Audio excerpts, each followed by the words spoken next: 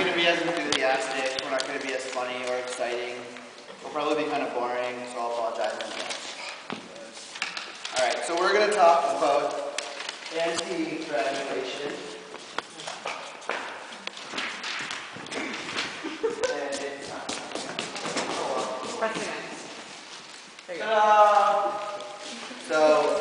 And we're going to talk about how confirmation is actually graduation rather than a graduation. And Corwin's going to start. I'm going to start it off. Once you warm up.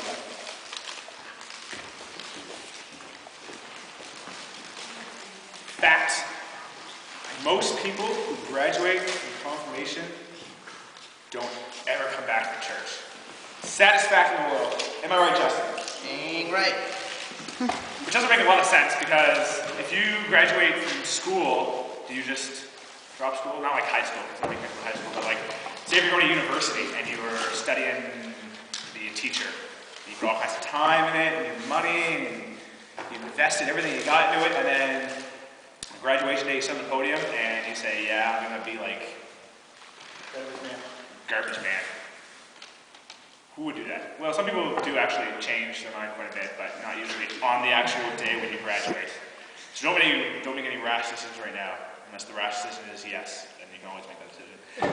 So like this is your time invest. You've been coming here a lot now, investing your time, not money, maybe, but baptism, first communion, now confirmation. This is a lot of time you guys have invested in this, and just to kind of I don't know, throw it away would be a crying shame, I would say.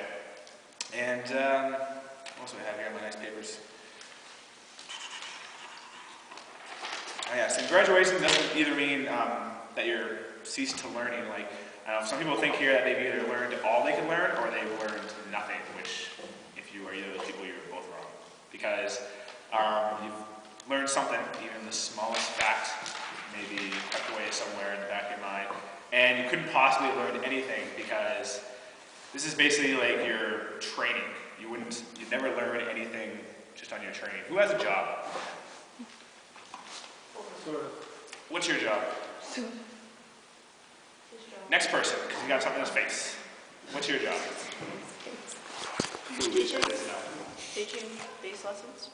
Teaching what? Teaching bass lessons. Bass lessons, yes. Bass lessons.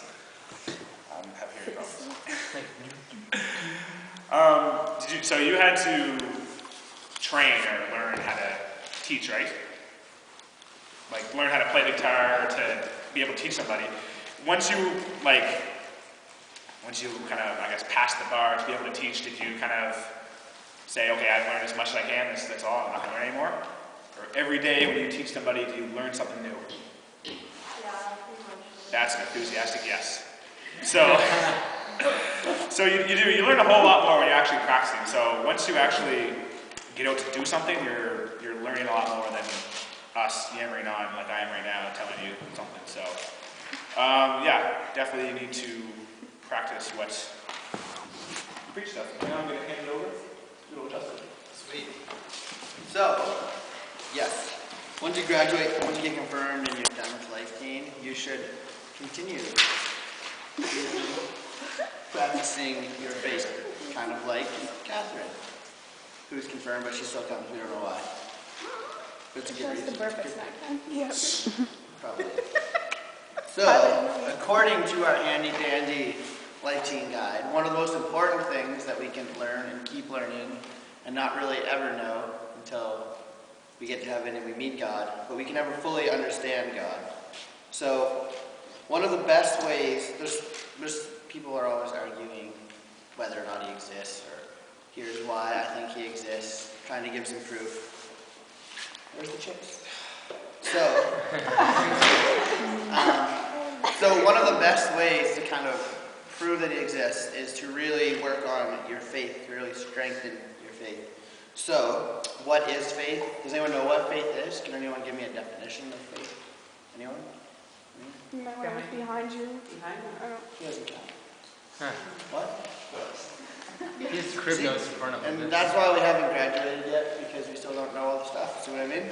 So, but anyway, I do, and that's why I'm cooler than you guys. Just kidding. I'm totally not. So anyway, according to this, faith is the belief in or trust in something supernatural that does not entirely lower itself to meet our natural understanding. So kind of faith is something that you believe, yet you'll never really, without kind of having a proof, evidence that it's true. So a good example of this in our everyday lives, well, some of you guys might drive, some of you might not. But anyway, I don't drive, so I don't really know what I'm saying, but I'll say anyway. So, for people who do drive, and say they have a GPS in their car, they just kind of hop in their car, put it where they want to go. It stands for Global Positioning System, or the God Positioning System. Oh. Yeah, I stole that from Father Rock. But anyway, he's not here, so it doesn't matter. So, they just hop in their car, say they want to go to McDonald's, put in the information, and then bam, they just follow. It tells them where to go. Now, they don't know that it's going to take them there, but yet they have faith that these directions are the right directions. So, this is one example of faith in our lives. And, yes, Martezia? I just want to say that GPS, just like, it's logically explained on how you get there. Right, but you never know.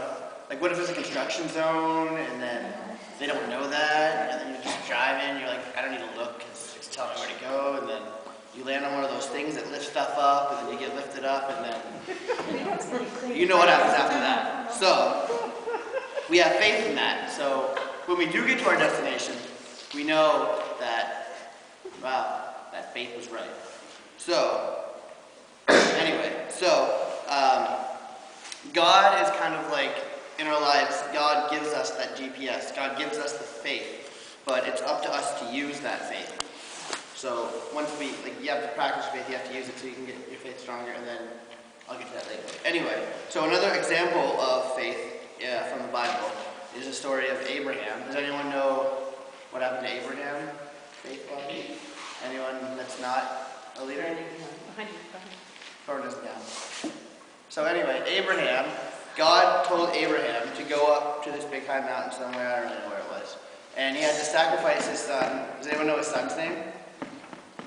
Yeah. I did, but I forget. Yeah, you got it. Smarter than me. So, he told him to sacrifice his son Isaac. So, although he probably didn't want to, he listened and he went up. But when he gets there, so he had faith in God. So he knew that, okay, this doesn't really make sense right now, but I have faith in God that it's the right thing.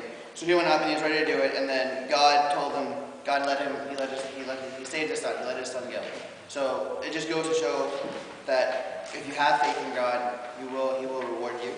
So those are my examples of faith.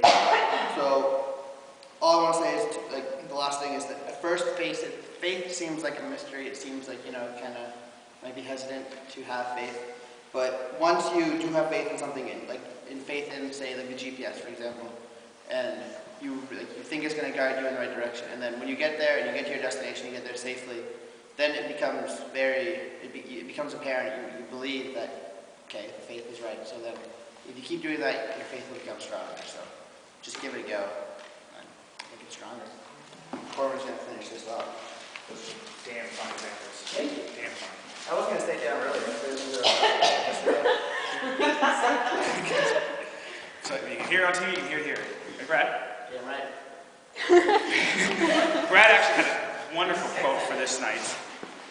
Quotation marks of Brad, so if you don't agree with this, take it up with Brad, don't take it with me. He says, you can never fully know God in this life, but you can still seek to know everything.